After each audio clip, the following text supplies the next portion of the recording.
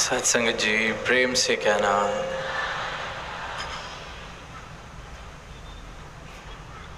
आज यहाँ मुरादाबाद में आप सबके बीच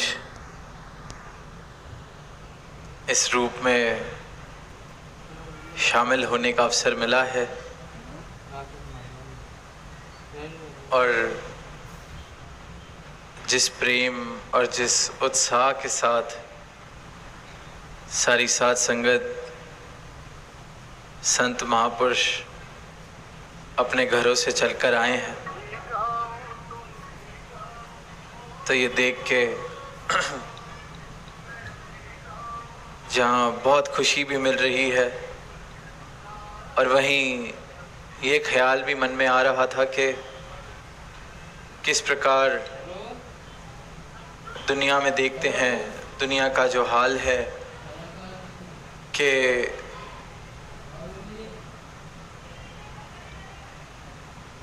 इंसान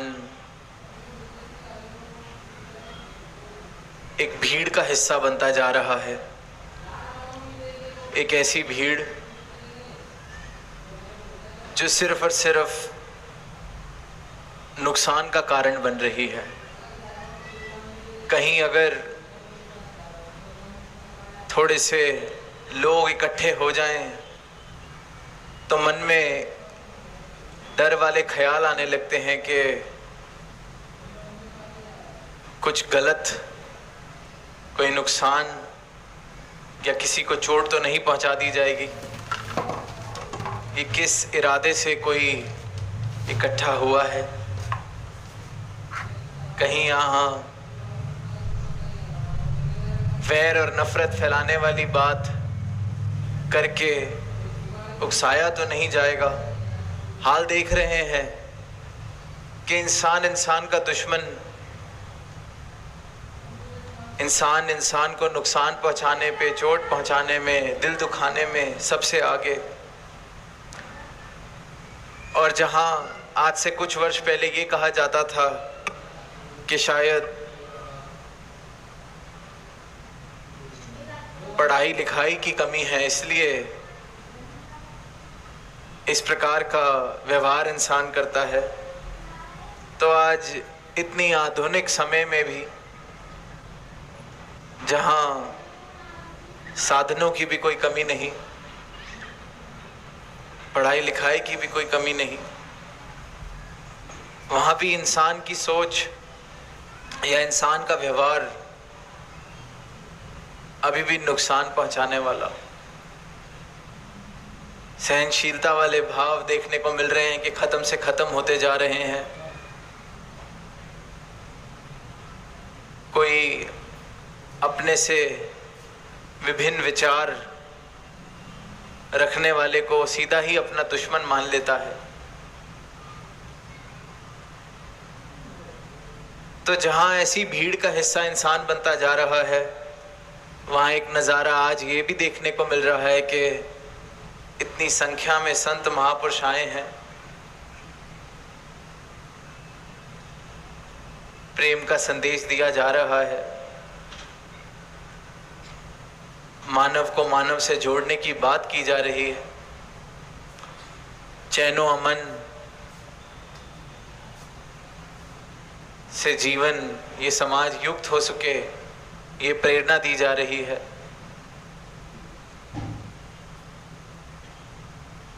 तो फर्क क्या है? ये जो संत महापुरुष एकत्रित होते हैं, ये कोई भीड़ नहीं है।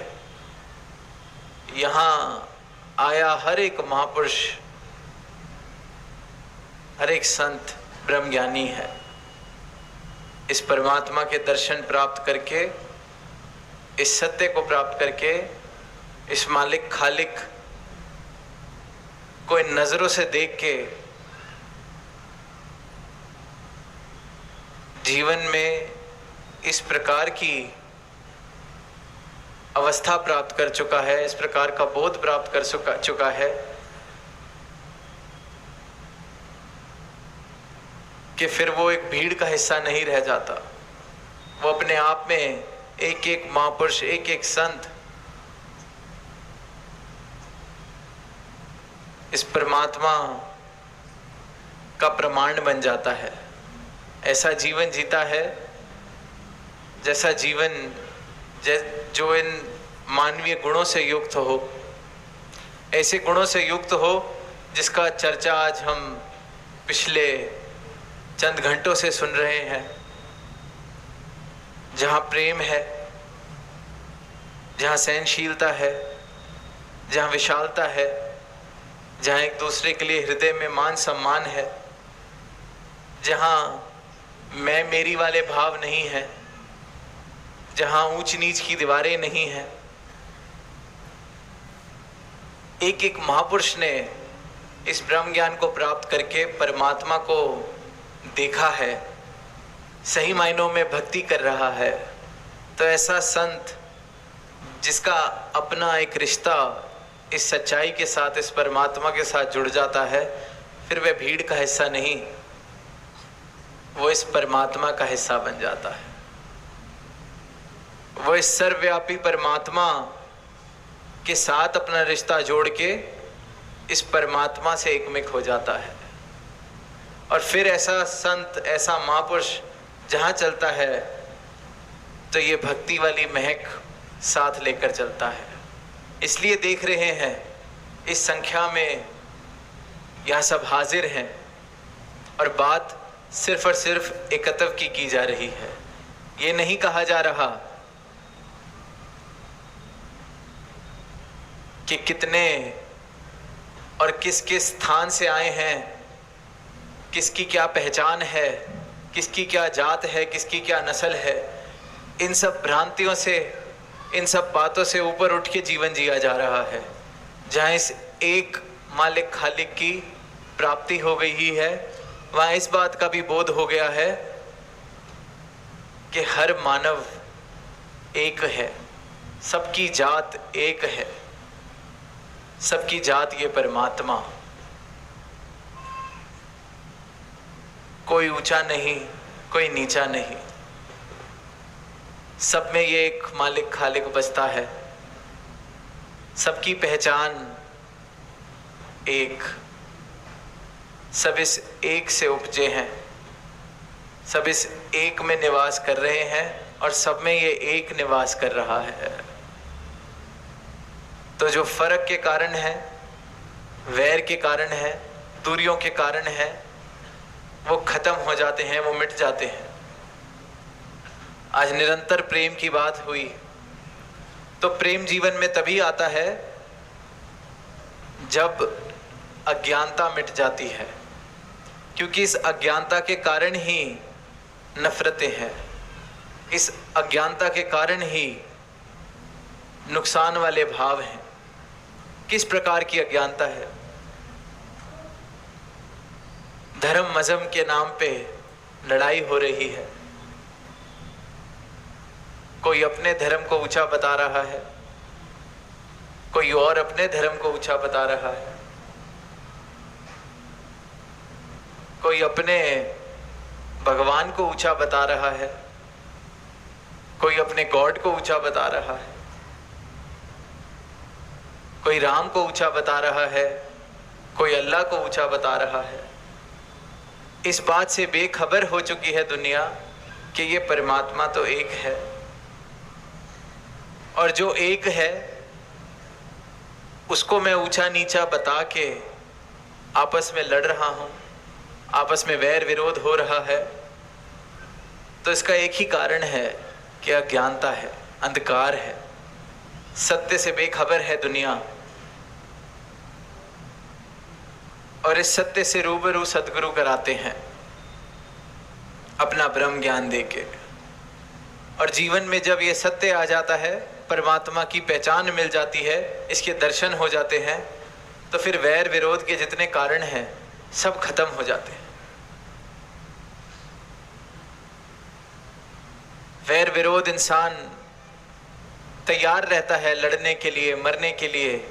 सहनशीलता के नाम पर देखते हैं कि कोई कोई ऐसी बात कह दे जो मुझे नहीं पसंद, उसी क्षण वो मेरा दुश्मन बन जाता है।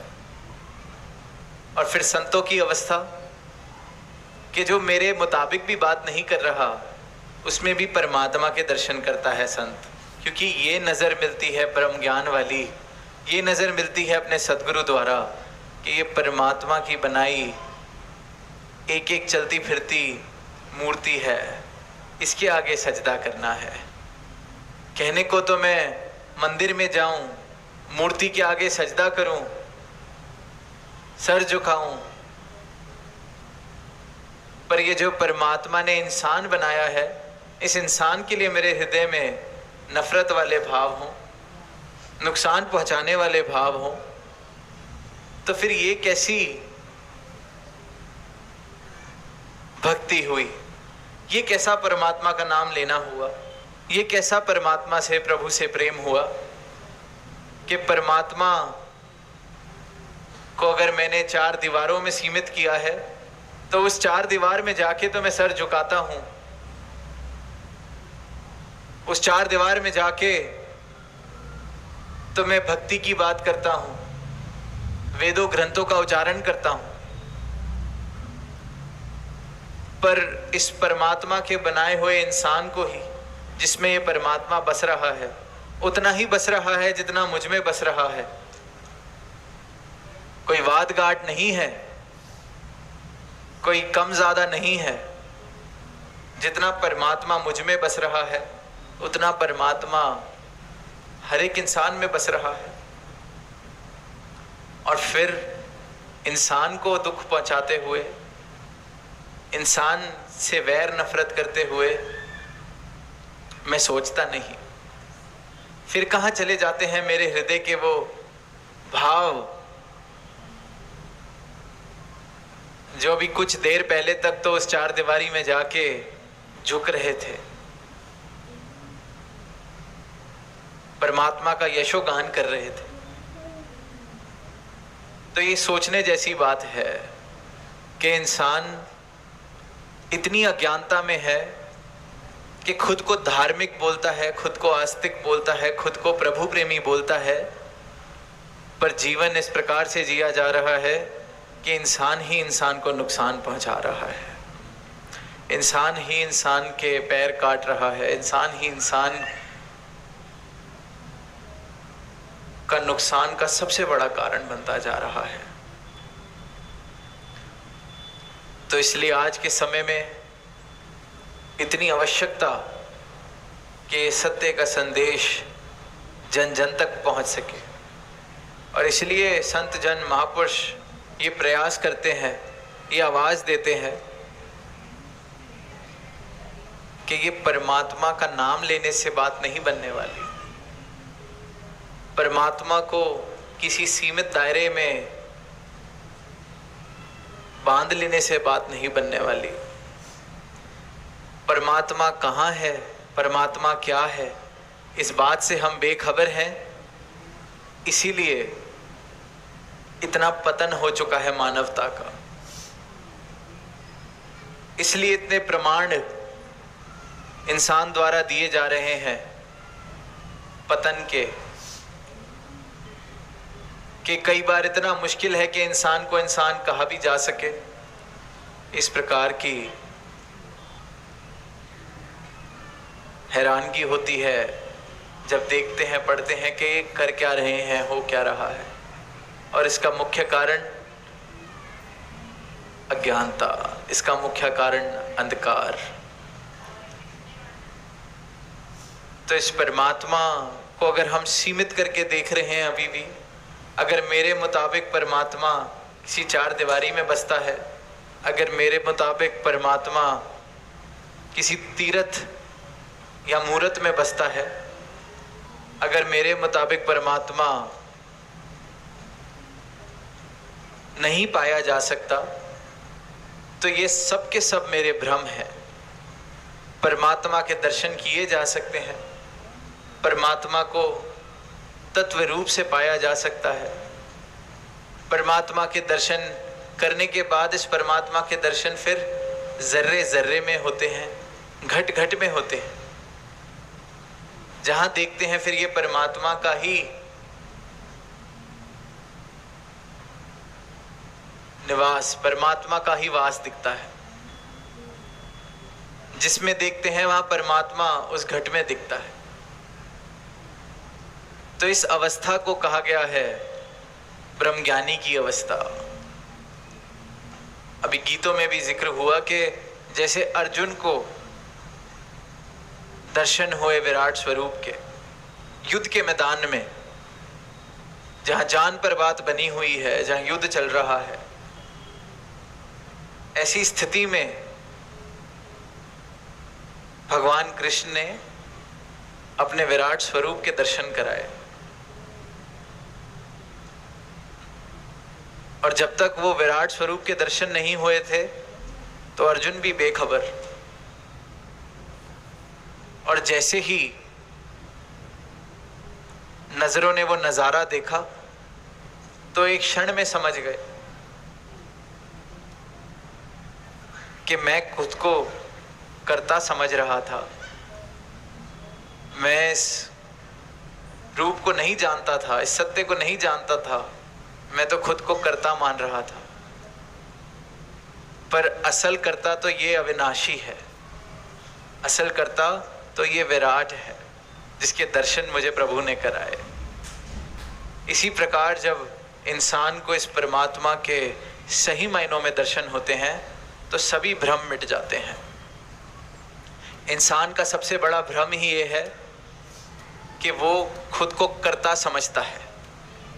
उसे लगता है कि मैं करता हूं,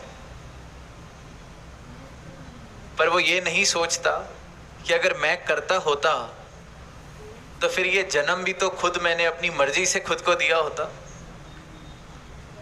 अगर हम करता हैं तो कौन है जो हाथ खड़ा करके ये कह सकता है कि मैं अपनी मर्जी से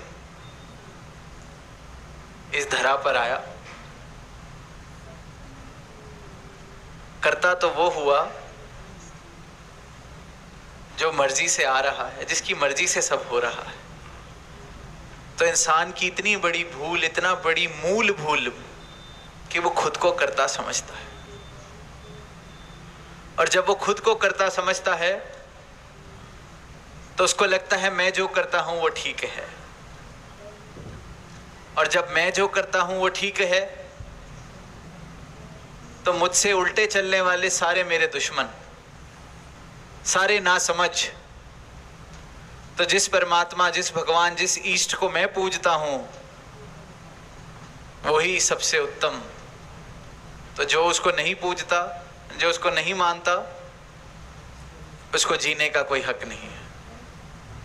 क्योंकि मैं करता हूं, इतना अहंकार, और अहंकार का कारण कर्ता भाव।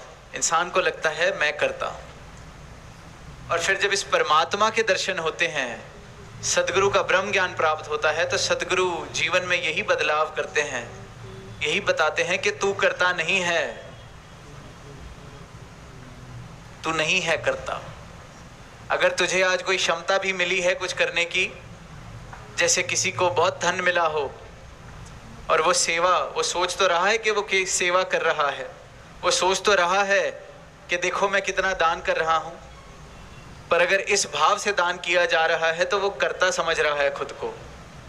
पर वहीं संत की अवस्था सदगुरु का ब्रह्म ज्ञान प्राप्त करके ये हो जाती है कि ये करवा रहा है, ये इस परमात्मा की कृपा कि मैं कुछ सेवा कर पा रहा हूं, करवाने वाला करवा रहा है। राजा जनक को जब गुरु अष्टावक्र से ज्ञान हुआ, इस परमात्मा की प्राप्ति हुई, तो उन्होंने यही कहा कि अब ये राजपाट को मैंने क्या करना है, इसका मैं क्या करूं। तो आगे से गुरु अष्टावक्र ने कहा कि कल तक या इस पल तक तो इस राजपाट को अपना मान के चला रहा था, अब से तू इसे मेरा मान के चला, छोड़ के कहीं नहीं जाना। चला तो फिर वो तो पहले से भी बेहतर चलाया, क्योंकि पता था ये मेरा नहीं पर जिम्मेवारी मिली है चलाने की, मुझसे चलवाया जा रहा है। तो जीवन की ये अवस्था कि मैं करता नहीं, और जब मैं करता नहीं तो फिर कर्ता जो है इसकी पहचान जब हो जाती है तो फिर इस कर्ता के आगे इस परमात्मा के आगे हमेशा सदैव समर्पित भाव से ये हृदय झुका रहता है कि तू करता है जगत का, तू सबका आधार, कि तू सारे जग का करता है, तेरे करके ही ये संसार है, इस कर्ता के करके ही ये जो सांसें चल रही हैं, एक एक शरीर जो यहाँ बैठा है सांस ले रहा है, ये इसका कर्ता धर्ता ये मालिक खालिक है। और इस कर्ता की पहचान कर लेना ही मानव जन्म का उद्देश्य है। बड़े भाग मानस तन पावा वाली जो बात है वो तभी तक भाग्यशाली है अगर ये जन्म जब तक अपने उद्देश्य को पूरा करता है। अगर उद्देश्य पूरा नहीं किया तो ये जो भागों से तन मिला है तो इसको भाग्यशाली हम नहीं बना पाएंगे। इस कर्ता की पहचान कर लेना ही उद्देश्य है और जीवन इस प्रकार जीना कि ये जो कर्ता कर रहा है इसकी रजा में मैं राजी रह सकूं। ये भक्त का फिर जीवन बन जाता है, वो आनंदमय जीवन जीता है। आज जीवन में कलेश है, कला है, परेशानी है तो सिर्फ इस बात की है कि मेरे मुताबिक मेरी स्थिति क्यों नहीं है, मेरे मुताबिक मेरी परिस्थिति क्यों नहीं है,